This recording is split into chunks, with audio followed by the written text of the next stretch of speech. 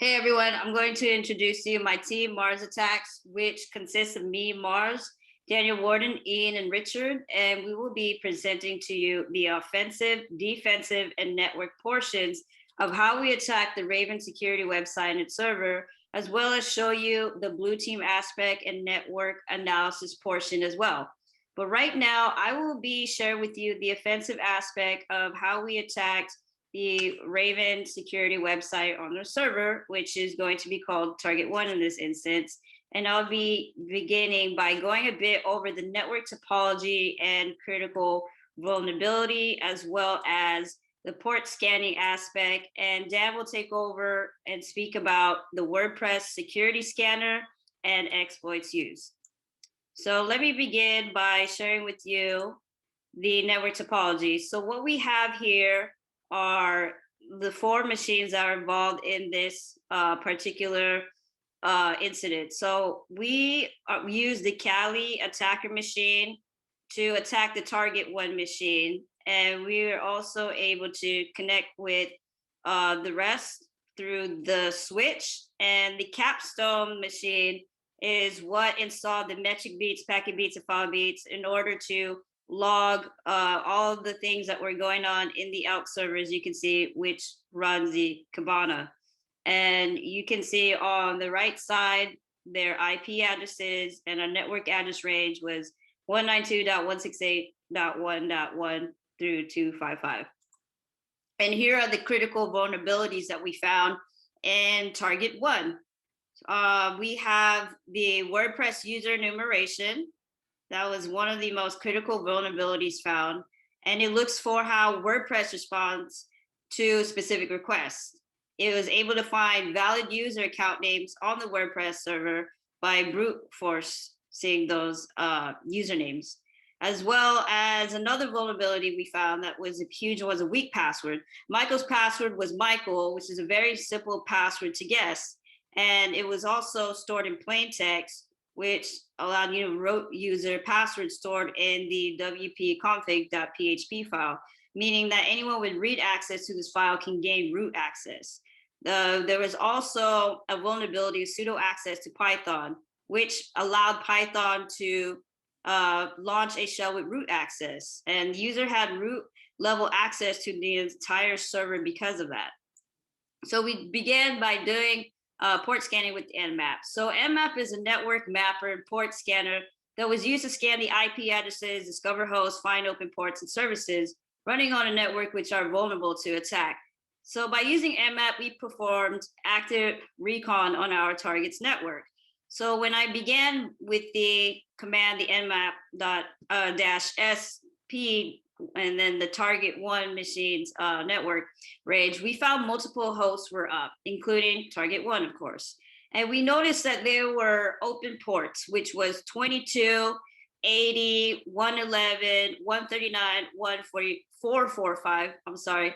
And they all had open vulnerabilities. But in this instance, we decided that we were going to exploit the port 80, the HTTP, which is how Dan was able to use the wpscan to enumerate users through the HTTP website instead of using HTTPS, which you're going to find out about next. And here is Dan, who'll be talking more about the WordPress security scanner. All right, so the first vulnerability that we found on Target 1 was that WordPress was installed, and WordPress is known for having a few different vulnerabilities. We used a tool called WordPress Scanner, WP Scanner. WP Scanner is a WordPress vulnerability tool that's written in Ruby and allows you to, amongst other things, enumerate the users that are in that WordPress system.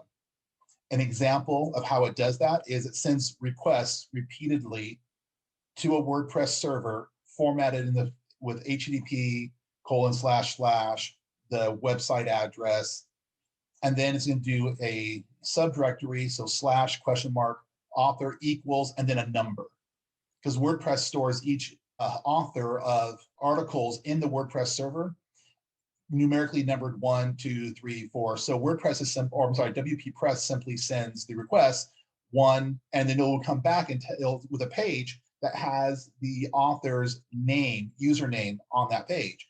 And WP Scanner can pull that author's name from that, and then two, and get that author's, and just repeatedly go through that. There's no hashing, there's no brute force, sending multiple usernames. It just simply asks WordPress for the author's name. So you can mitigate against this by telling the Apache server you do not want to allow that. And one way, there's numerous ways you can do it. One way you can do that is by editing the Htaccess configuration file in the Apache server. And basically we're going to tell it we're not going to allow any requests that have author equals in the root subdirectory.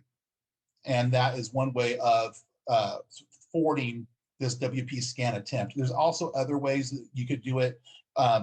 If this is disabled, WP scan can send REST API calls and ask for that same thing. So you'd have to disable REST APIs. There's actually quite a few different ways that WP Scanner can do this, but the way that our site was being attacked was through this configuration, and that's one way that we could stop that is by blocking that. So exploits used, first one's the WordPress enumeration, and we went through, we ran the user enumeration through the WP scan, and we found two users, Stephen and Michael. And we had a hint that Michael's password was easily guessed, and after we tried things like password 123, and some other ones, we tried just Michael, his username, and we were able to get in. We were able to log in, or get his username and log in through SSH as Michael, and that gave us our first foot into that particular server. So Michael's weak password was the second vulnerability. The first one was the WordPress vulnerability. Second one was Michael's weak password. Another vulnerability we found is that in some of the config files, the DB user, which would give us full access to the MySQL server, username and password was stored in a configuration file, as was the root user's username and root user's password. And so once we had that, we pretty much now at this point, we owned that server, and that was the third exploit that we found on this system. Now, in order to get into that system, we could not just SSH in straight as root. A lot of systems do not allow root to SSH into them. And we found that even though Stephen couldn't run anything under sudo, he was able to run Python. The only thing he was allowed to run through sudo was Python. And so we were able to use Python to launch another shell as root. And that gave us root level access. And we, like I said, we had the root name and password, and the Python shell was able to be launched because Stephen was given sudo access to Python, which was the mistake to only give him access to that scripting tool. And that is the end of our first section. Next, Richard will go over our blue team efforts against Raven Security's Target 1 server. Richard? Okay, so this is the final engagement. This is the attack, defense, and the analysis of the vulnerable network. So we're going over the blue defense part of the project.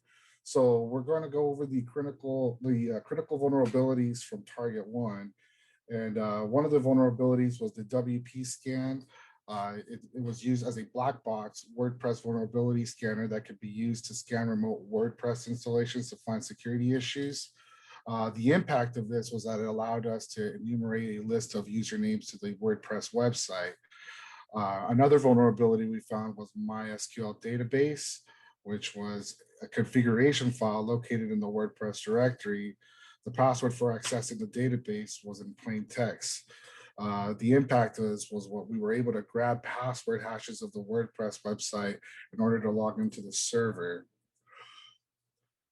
So alerts implemented, excessive HTTP errors, a metric. What metric does this alert monitor?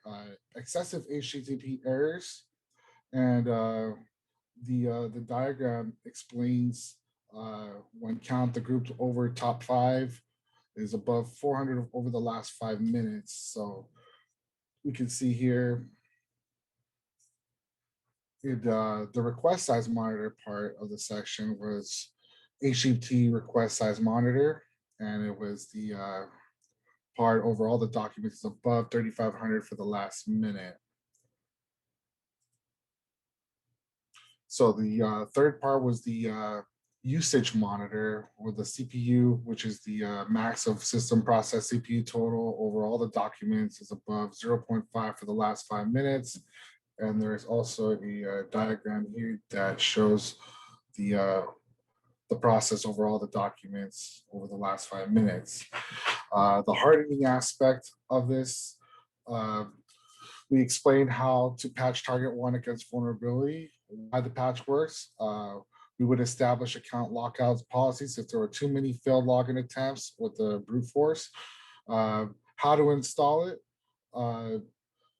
We would include the commands that were used. The goal with your password is to make it hard for other people to guess and hard for a brute force attack to succeed. WordPress also features a password strength meter, which is shown when changing your password in WordPress. Use this when changing your password to ensure its strength is inadequate.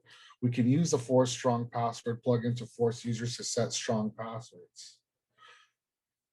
And hardening against MySQL database on target one, why the patch worked is we moved the WordPress config file somewhere else or encrypt the configuration file so the password for the database is not in plain text. What you can do is you can move your wpconfig.php to a directory one level higher than the root of your WordPress installation.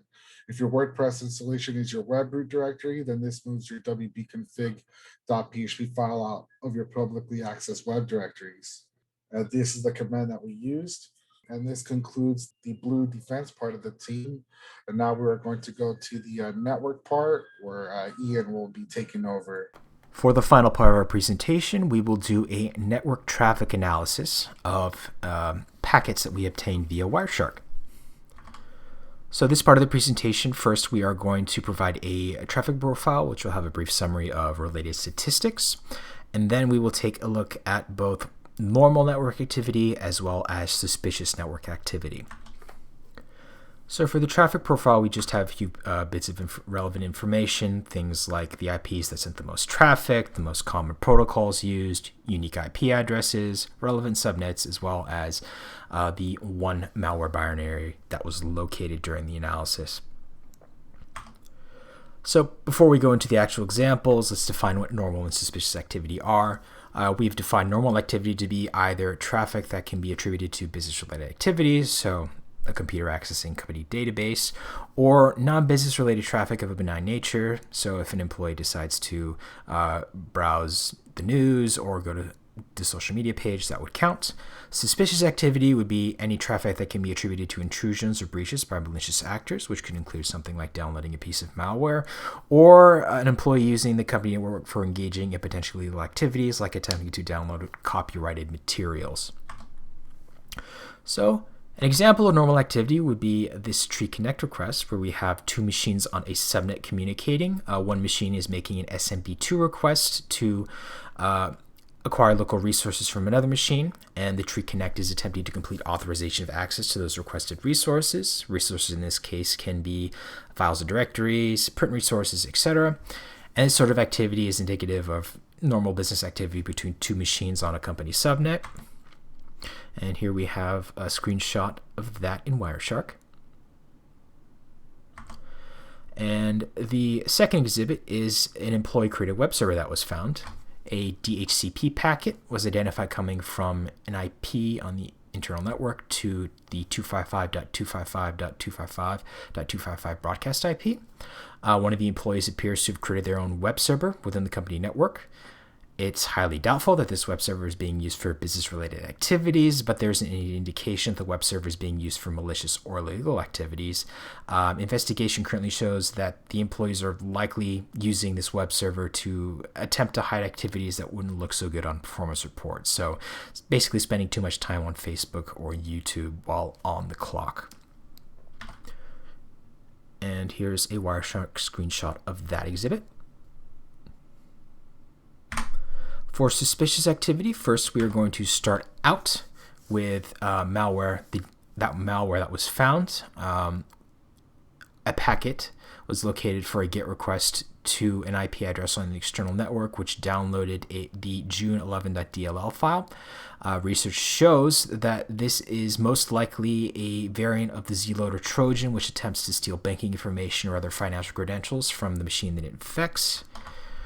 And so here's a screenshot of both the packet in question as well as the HTTP stream of that packet. And you can see that the malicious DLL file was downloaded. For a second example, we're going to continue off from Exhibit A and see whether or not the infected machine is sending any traffic to a C2 server. And we did manage to find a small number of HTTP post requests being sent from the infected machine to a suspicious website. It's very unlikely that the user of this machine had any input in this happening, and the Trojan is likely automatically sending data to the malicious actor C2 server, which you can see here on Wireshark. And then finally, we have an example of illegitimate file torrenting. We found a packet, an HTTP packet for a successful GET request for a torrent file. One of the machines on the network is attempting to download a torrent from public domains torrents.info. They appear to be downloading a torrent for a Betty Boop short film from 1939. After speaking with IT, they do allow torrents for what they consider legitimate purposes, like downloading operating systems, but this activity is clearly not sanctioned. Based on a little bit of research, there are some Betty Boop cartoons that are considered public domain, but some are not.